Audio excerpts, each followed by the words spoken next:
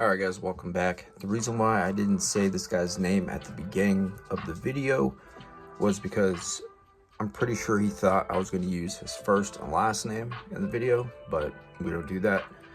So I got his name at the end after we spoke. His name is Steven. Hope you enjoy this one, and thank you for watching. Alright guys, welcome back. We're here at the park. It's a beautiful day actually. When I pulled up, there was some cops just right across the street. And it looks like they were talking to a bunch of people. So we're here with this gentleman and we're here to see what's going on, like what happened with the cops, and hear a little bit about his story. So how are you, man? I'm well, thank you for asking. Good, man. So when I pulled up, yeah, there were like two cops, and then people looked like they were just gathering their stuff. Did you see it right when it started? Yeah, it's actually been an ongoing issue. The cops have been pushing everybody from, one corner to another, to another, to another, and it's just it's like it's almost like it's a crime to be homeless. Yeah. But I get it. People are complaining and they don't like it, but there's not a lot of resources as they say there are. But I mean, and maybe there is, but it's tough. Yeah, I get it, man. I get it. So, what is your situation right now? I guess your life situation. So these last 2 years have been rough.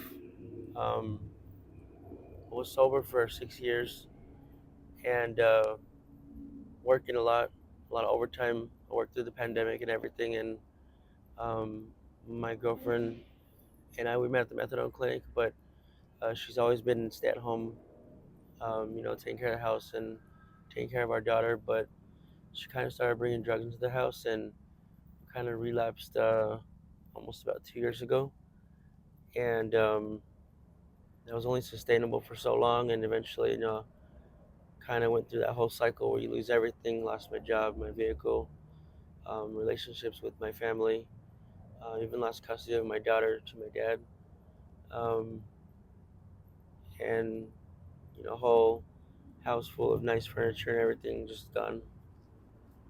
But trying to get some services and get into the methadone clinic, and hopefully we can get on the right track and get back Gotcha. on track, get our life back together. Gotcha. It's possible, man. 100%.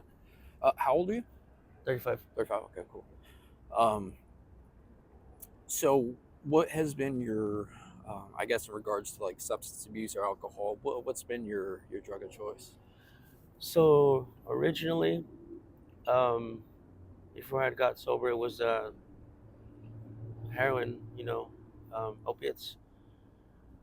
Um, but we were clean for some time. But uh, this fentanyl stuff, it's a different type of drug. It's a lot more powerful and it's a lot more scarier. Um, it's a lot more serious, and it's just it's draining. It's too much. Just right now we're looking for a way out, and it's a lot. But definitely a harder drug to deal with than regular heroin. Yeah, yeah. I've never tried these fentanyl pills, the blues. I did my experience is heroin, and then before that, I did the real blues, and Hmm. then the OC, the Oxycontin, OC80s, all that. So kind of my first time was a 5 milligram Vicodin. Then I just climbed the ladder all the way to H. So yeah, I understand, man. In comparison, do you get like a euphoric feeling? Like, have you ever smoked the H? Yeah. Yeah. So when I smoked the H, I got like a euphoric, fuzzy, warm feeling inside. Mhm. How is it when you do the fentanyl pills? So it's like that, but for me, when I was on H, uh, I ended up progressing to where I was, shooting it up, and it's a lot stronger of a high. Mhm. Um, the fentanyl is kind of like that. It's just a lot stronger of a high. Okay. Um, and it's just really accessible. It's really inexpensive. It's really easy to get, and it's really powerful. It's a powerful drug, but after you haven't used for about 4 hours, 6 hours, it's really hell. Okay. It's really Like hell. withdrawals, Withdrawals. just peak real Your quick. skin's crawling. Yeah. Um, you're, having hot flashes. You're sweating. Eyes watering, nose running, just feeling like you're having the flu. Body aches. It's real bad. Yeah. Yeah. Oh man, worst. Yeah, I hated that skin crawly feeling, goosebumps. I always like, for me, the worst strong effect was like a nauseous, like I'm about to throw up, and then when I do throw up, it's like yellow stomach acid. Yeah. Those withdrawals are crazy. I get it, man. Um, how long were you clean before this last relapse? So literally 6 years. Wow. And and this last 18 to 20 months, um, we've been relapsing, I guess, Yeah. or whatever you call it. And tried a detox twice, Mhm. but I didn't take it seriously. I felt like I just kind of did it to kind of take a break and get some perspective, but it's just so drained, just so tired of this Yeah. life. Yeah. It could like fatigue I want you. my old life back. Yeah, I get it, man. I get it. And since the relapse, you said that was 2 years ago, Almost years ago. almost 2 years ago. And since then, I know how it is. Like, you pick up right where you left off. I'm sure things kind of escalate. So within the 2 years, what has life been like? Is it just straight up on the streets, like full blown addiction, or? Um, well, there's been uh, there's been times where we've had some, I guess, good hustles or whatever, and we've been able to stay in, like, the Red Roof Inn for weeks at a time. Um, but other times, we've stayed with friends, or at homeless camps and stuff like that. Okay. Or sometimes just being out here on the streets in the cold. Um, it's not real. Um, I don't know what's the word. Stable. Yeah, it's not real stable. It's Stable not. It's enough. not. Yeah. Yeah, it's not a real stable situation. Consistent. Yeah. Yeah, consistent. Yeah. Yeah. I understand, man. Um, so the last time you got clean, or the times before, actually, when you just mentioned you tried to detox, did you detox like out here by yourself, No, or you went to? I went to Cornerstone. Oh, okay. It's That's on right. the east side of town, Wilmot and Broadway area, Okay. and My cousin's there right now. yeah, it's actually a really great place. A lot of people don't know, but when you get there, they give you your own bed, and you get to get like Ativan and muscle relaxers and um, Comfort meds. comfort meds, like usually like by the next day, and it actually really does help a lot. They make you really comfortable, because without assistance, without assisted detox, like, it's almost impossible to detox off of fentanyl yourself. Yeah. Yeah. It's pure Like, pain. yeah, It's pure suffering. and usually you don't get through it. Man. But So they really do help you out. yeah, do they give you like, while you're there? I went to CBI like so many times, but one time I went there for the detox, and they moved me to like a separate room. I was there for a week, and they give you I don't know if it's Suboxone or the buprenorphine. At this Cornerstone place, do they give you like any medication like that, like Suboxone, just while Yeah, you're there? so besides the cover meds to get you through the withdrawals, um you get to choose if you want to do, like, basically cold turkey, where you're not on any medically Medication. assisted treatment, or if you want to be on Suboxone or methadone, they give you those options too. Wow. Awesome. Yeah. Yeah. And then so if you complete the program, you get to leave with either a referral to methadone clinic or a script for Suboxone with the referral to, like a Suboxone clinic. Okay. Yeah. Is that your wife? Margaret. Yeah. Okay. I don't know if she's looking for you. Yeah. She's coming. Got you. Okay. So, actually, do you have access or anything like that? Yeah. Luckily, I have access. Okay, good. Yeah, that opens a lot more doors for you. So I guess as far as like immediate plans, do you have like short-term plans to Yeah. since they're So giving you guys have trouble out here? yeah. So my family is kind of giving us not only a second chance because we've never really messed anything up with them, but I guess an opportunity to stay with them. We've always stayed on by ourselves, and I've always paid rent and took care of myself Okay. and Good. worked full time and everything like that. Um, but my daddy's willing to kind of take us in, and as long as we go to the detox and show that we're doing our part. He says as long as I try to find some kind of work, whether it's Yeah. fast food or anything. He's gonna let us stay with him so we can kind of get back on track and get our lives back together. Okay. And your dad has your baby, your child. Yeah. Okay. Wow, that's beautiful. Yeah. That sounds like that's what you want, and it's possible, man. It's definitely possible. So there's Cornerstone Detox, and then have you heard of CBI downtown? I've heard of CBI. The one Okay. that we're looking at is called Buena Vista. I've never heard. Where's that? So it's on Tanque Verde, Okay. northeast side of town.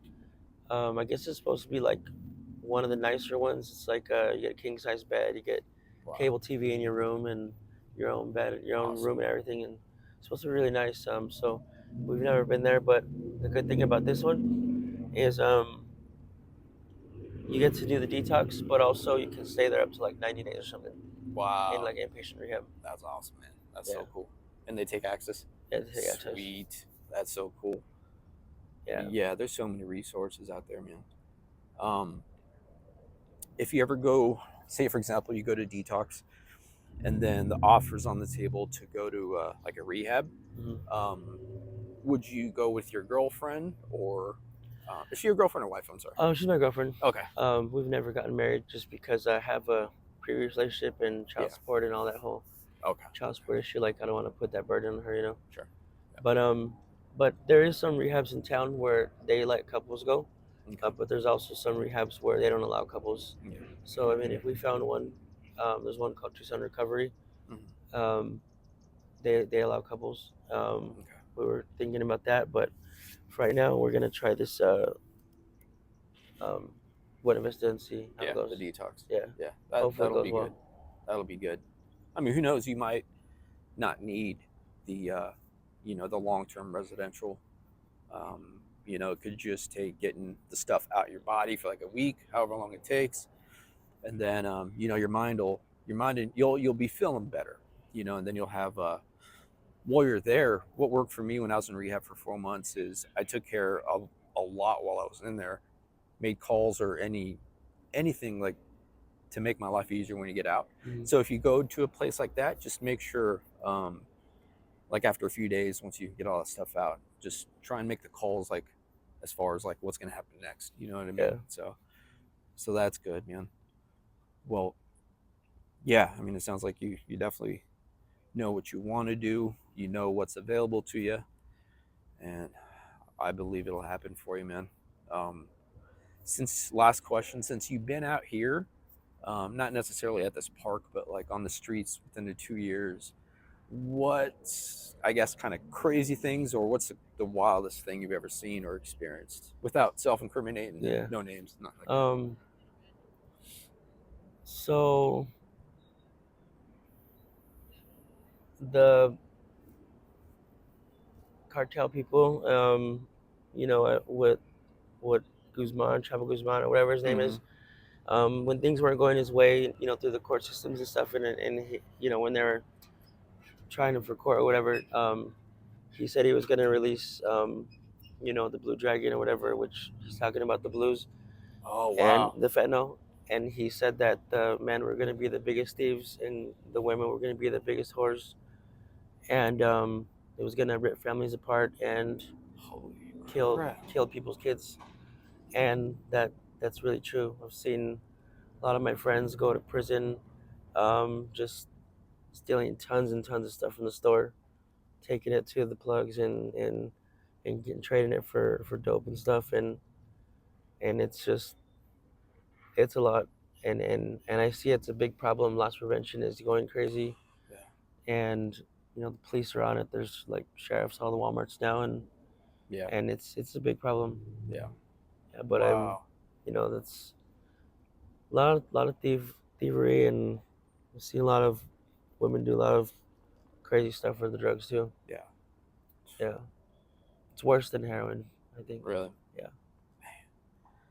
Yeah. The last UA, my last dirty UA, like in rehab, it had opiates, had fentanyl, and benzos, and I thought I was just smoking heroin.